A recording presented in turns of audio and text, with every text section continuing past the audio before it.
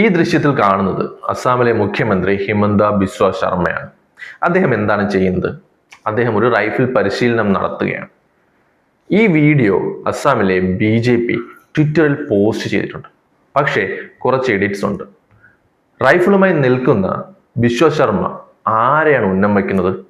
അതും ആ വീഡിയോയിൽ അവർ കാണിക്കുന്നുണ്ട്. അസ്സാമിൽ ജീവിക്കുന്ന മിയ മുസ്ലിംസിന്. അതിനുശേഷം അദ്ദേഹം വെടിയുതിർക്കുന്നു. ആ വെടിയുണ്ട ടാർഗറ്റിൽ കൊള്ളുകയും ചെയ്യുന്നു. അസ്സാമിലെ മിയ മുസ്ലിംസിനോട് എങ്ങനെയാണ് അവിടുത്തെ സർക്കാർ പെരുമാറുന്നത്, അല്ലെങ്കിൽ അവരെ എങ്ങനെയാണ് ട്രീറ്റ് ചെയ്യുന്നത് എന്നതിനുള്ള ഏറ്റവും വലിയ ഉദാഹരണമാണ് BJP ഇന്നലെ പോസ്റ്റ് ചെയ്ത ഈ വീഡിയോ. ഈ വീഡിയോ വിവാദമായപ്പോൾ ട്വിറ്ററിൽ നിന്ന് അവർ റിമൂവും ചെയ്തിട്ടുണ്ട്. ഇതാദ്യമായിട്ടല്ല BJP അവരുടെ ട്വിറ്റർ ഹാൻഡിലൂടെ വിദ്വേഷ പ്രചരണം നടത്തുന്നത്. ഇതിനു മുൻപ് കർണാടകയിലെ BJP ട്വിറ്റർ ഹാൻഡിലും ഇത്തരത്തിലുള്ള കാര്യങ്ങൾ ചെയ്തിരുന്നു.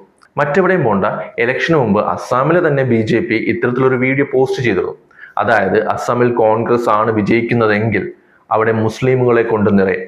അസ്സാമിലെ പാർക്കുകളും അസ്സാമിലെ മനോഹര പ്രദേശങ്ങളും എല്ലാം മുസ്ലിമുകളാൽ നിറയും.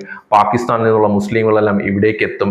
കോൺഗ്രസ് പാർട്ടി പാകിസ്ഥാനുമായി അലൈനായിട്ടുള്ള ഒരു പാർട്ടിയാണ് എന്ന രീതിയിലൊക്കെ അവർ വീഡിയോ ചെയ്തിരുന്നു. ഇനി ഇത്തരമൊരു വീഡിയോ ചെയ്യാൻ എന്താണ് ഇവരെ പ്രേരിപ്പിച്ചത്? മറ്റൊന്നുമല്ല, അവരുടെ മുഖ്യമന്ത്രിയുടെ വിദ്വേഷം നിറഞ്ഞ വാക്കുകൾ തന്നെയാണ്. കഴിഞ്ഞ ഒരു മാസത്തിൽ കൂടുതലായി അവിടുത്തെ മിയ മുസ്ലിംകൾക്കെതിരെ അതിശക്തമായ രീതിയിൽ ഇദ്ദേഹം വിദ്വേഷം പ്രചരിപ്പിക്കുന്നുണ്ട്. മിയ മുസ്ലിംസിനെ എല്ലാം അവിടെ നിന്ന് പുറത്താക്കുമെന്ന രീതിയിൽ പബ്ലിക്കായി തന്നെ അദ്ദേഹം പറഞ്ഞു. 4-5 ലക്ഷം വരുന്ന മിയ മുസ്ലിംസിനെ വോട്ടർ ലിസ്റ്റിൽ നിന്ന് പുറത്താക്കുകയാണ് ലക്ഷ്യമെന്നും അദ്ദേഹം പറഞ്ഞിരുന്നു. നിയമത്തിനുള്ളിൽ നിന്ന് തങ്ങളാൽ കഴിയുന്ന കാര്യങ്ങളെല്ലാം ചെയ്ത് ഇവരെ ബുദ്ധിമുട്ടിക്കുമെന്നും അദ്ദേഹം പലപ്പോഴായി പല സ്ഥലങ്ങളിൽ പറഞ്ഞിട്ടുണ്ട്. അതുപോലെ തന്നെ നിങ്ങൾ ഒരു ഓട്ടോറിക്ഷയിൽ യാത്ര ചെയ്യുകയാണെങ്കിൽ അത് ഓടിക്കുന്നത് ഒരു മുസ്ലിം ആണെങ്കിൽ അയാൾ 5 രൂപ ചോദിച്ചാൽ 4 രൂപ മാത്രം കൊടുത്താൽ മതി. ഇങ്ങനെയെല്ലാം അവരെ ബുദ്ധിമുട്ടിക്കണമെന്നും ഇല്ലെങ്കിൽ അവർ നമ്മുടെ തലയിൽ കയറി ഇരുന്ന് നിരങ്ങുമെന്നും ഇയാൾ പറഞ്ഞിട്ടുണ്ട്.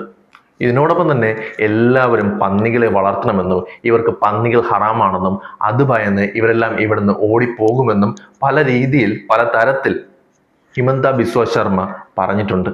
മിയ മുസ്ലിംസ് ആരാണ്? മിയ മുസ്ലിംസ് എന്ന് പറയുന്നത് ബംഗ്ലാദേശിൽ നിന്ന് കുടിയേറി താമസിക്കുന്ന ബംഗാളി സംസാരിക്കുന്ന മുസ്ലിങ്ങളാണ്. ഈ വിദ്വേഷ പ്രചരണങ്ങളുടെ എല്ലാം അവർ ഉദ്ദേശിക്കുന്നത് ഒറ്റ കാര്യം തന്നെയാണ്: ഇവരെ ഈ രാജ്യത്ത് നിന്ന് പുറത്താക്കുക. ഈ രാജ്യത്ത് ഇവർക്ക് യാതൊരു അവകാശവുമില്ല.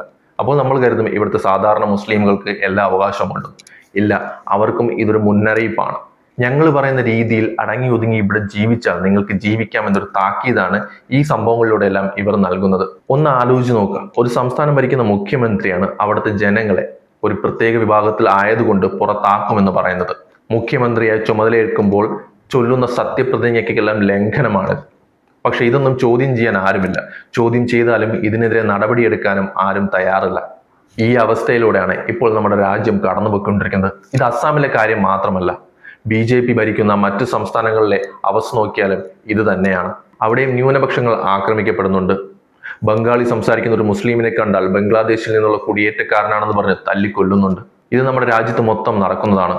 നമ്മുടെ ഭരണകൂടം തന്നെ ഇതിന് പിന്തുണ നൽകുന്നു എന്നതാണ് ഏറ്റവും ഭയപ്പെടുത്തുന്ന കാര്യം.